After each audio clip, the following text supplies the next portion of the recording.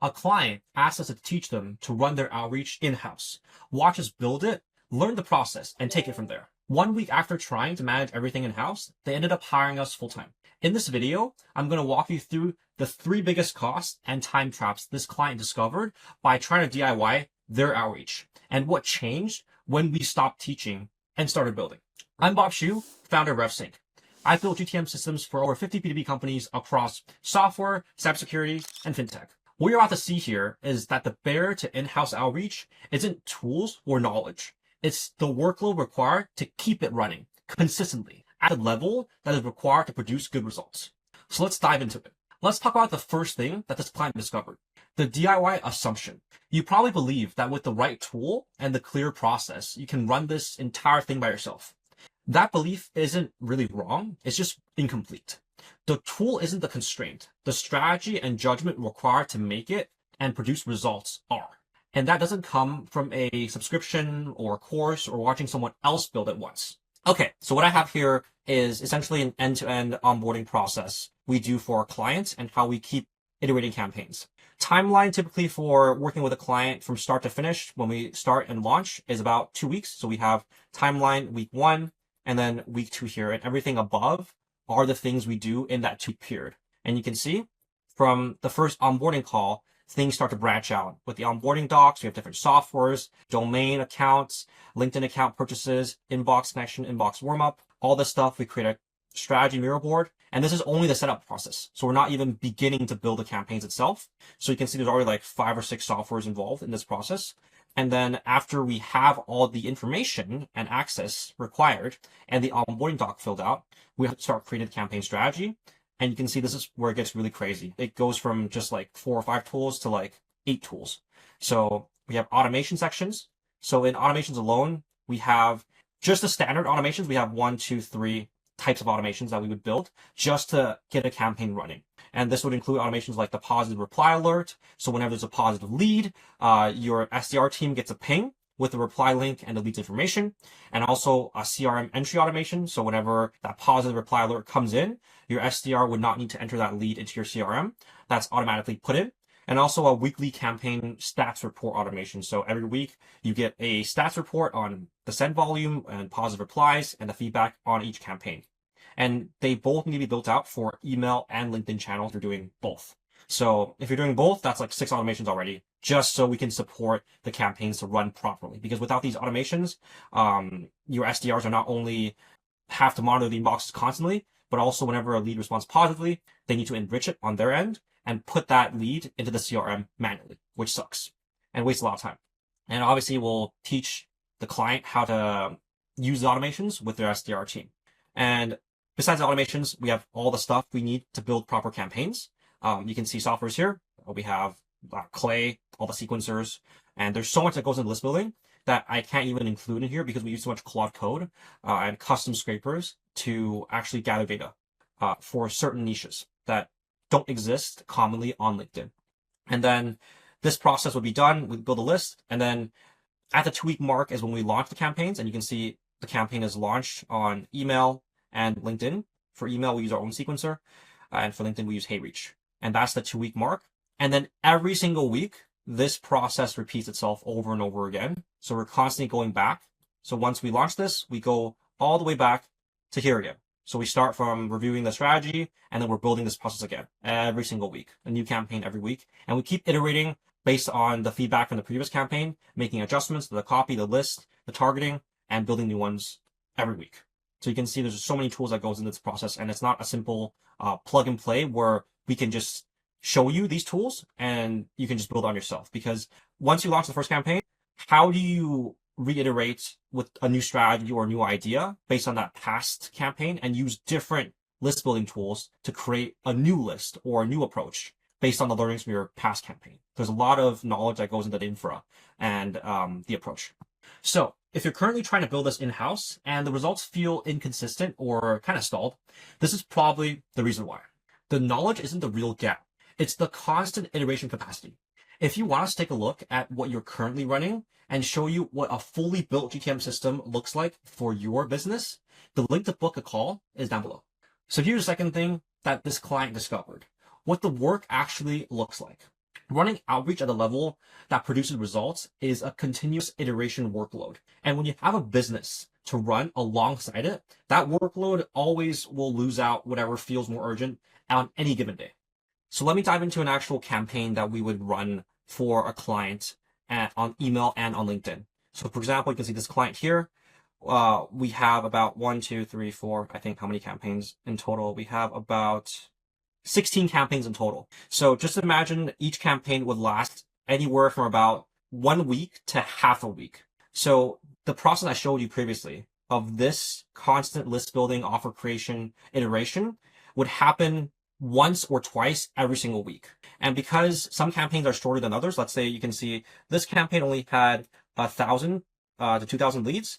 This would only last about 2 days. So after 2 days, we would need to restart this entire process again and learn from this approach and create a new offer and a new angle. And that iteration takes a lot of knowledge, both from technical and the sales offer side of things, because especially when we're starting with a client, we need to test out every possible approach there is out there, and you got to be very creative and leverage all the tools you have to build those creative campaigns. And only then can you start scaling up to campaigns with, let's say, 12,000 or 10,000 leads. And even with these campaigns, if the client has a lot of inbox volume, let's say you're sending 2,000, 3,000 emails a day, this list would go through in like 3 days. So still, after 3 days, you need to build a new campaign. And this is only email. So you can see for this client, we've launched already 16 campaigns for them, and we've only been working with them for like 3 months. So pretty crazy workload there, only on email. And at the same time, we're doing LinkedIn for them. And you can see on LinkedIn, same thing. We would have accounts, and then you would have campaigns being built.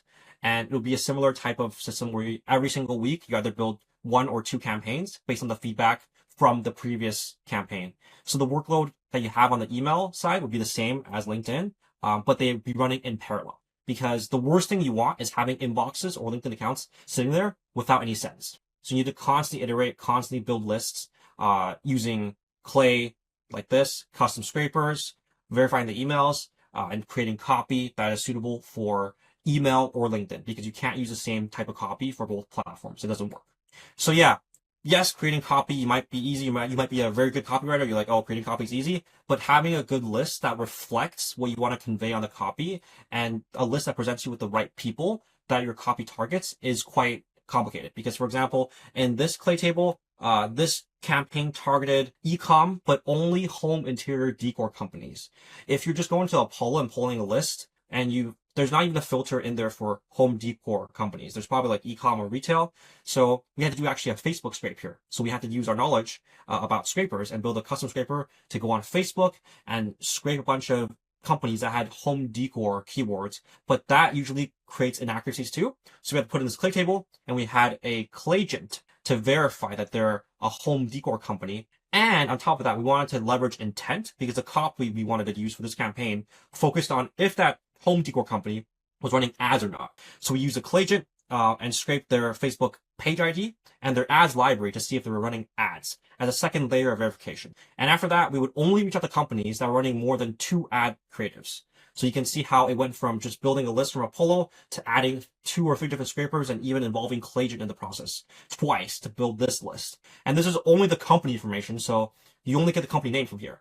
If you want, you have to go further and enrich the people at those companies to do the actual outreach. So you can see how this process can go from very simple to very complicated quickly. And at the same time, this is only one campaign. So what I just described to you is only maybe half of the week, or this will only last the whole week. So the second week after that, this whole process restarts. You need a new approach, new tools, new scrapers to build a brand new list based on your feedback and learnings from the past campaign. Pretty crazy. Okay, yeah. Now, do you see the complexity of how many moving parts there are? Like, even team member wise, we have 3 dedicated team members allocated just to fulfill one campaign. So that we can see why our client tried to do it themselves in-house, which is a few team members, and learn it. But it's really impossible, especially if you're running a business and you're a CEO or a CRO and you're more exec. You have other priorities you want to focus on, so it's too hard. And that's why someone will bring in a partner like us. So here's the third thing this client discovered. The handoff that never really happened. By the time we built the second campaign, the client stopped asking to learn. They saw firsthand what it demanded every week and recognized their business couldn't absorb that workload without something else really suffering and falling off. So instead of handing over a playbook, we built the entire system, list building enrichment, targeting, personalized outreach campaigns across email and LinkedIn, CRM integration, and the automation that ties everything together, up and running within 2 weeks.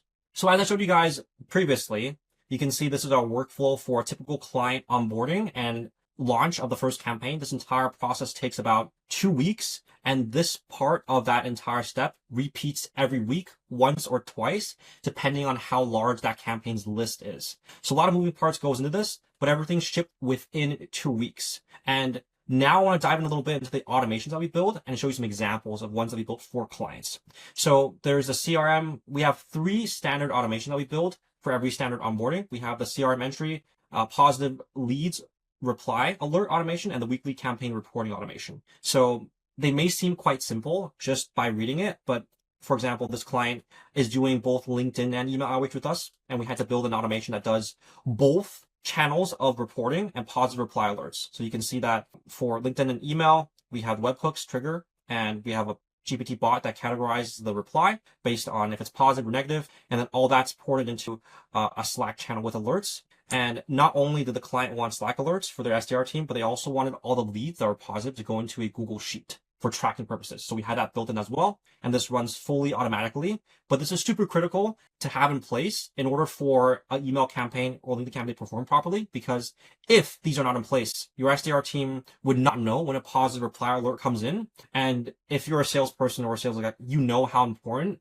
speed to lead is. If you reply within 5 to 10 minutes, your meeting booking rate or conversion rate increases by 40 times. So huge difference. And you got to respond fast. And that's why this automation is in place, and it's critical for high conversion.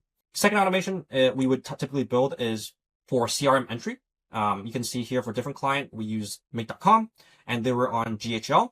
So what happens is instead of only sending the positive alert to your SDR team, this automation would also add that lead with enriched information into your CRM. So whenever there's a positive reply, you would have that lead in the CRM with all the fields you care about, like tech stack, employee size, LinkedIn URL, all properly mapped in your CRM in the correct pipeline, which saves your sales team so much time at scale, especially when you're getting, like what I showed you guys, 69 leads in a month, just on LinkedIn alone. We're not even factoring email. You can see the replies here. The interested replies are crazy. What this client went through is the most common version of this story we see. The DIY attempt isn't the wrong instinct. It just runs into the same wall every time. Outreach at the level that produces results requires more sustained capacity most companies can really provide. If you want to see exactly how we built the full GTM system from infra through automation, click the video on the screen right now. It goes deeper into every layer that must be in place before outreach can compound as intended. And if you want us to come in and build this for your entire business, the link to book a call is down below. We'll look at what you currently have running, identify where execution is kind of breaking down, and build a system that runs without your team having to operate every piece on their own. Link is down below. So here's what you know now. The barrier to in-house outreach is a sustained execution capacity and judgment required to keep the work at a level that produces consistent results. And every week you try to spend time absorbing that workload alongside everything else, your business demand is one more week of pipeline that does not compound the way it should. When the system is built properly and running, your team stops manually operating each component and starts focusing on the conversations it generates. That's the difference between outreach that feels like effort and outreach that feels like leverage.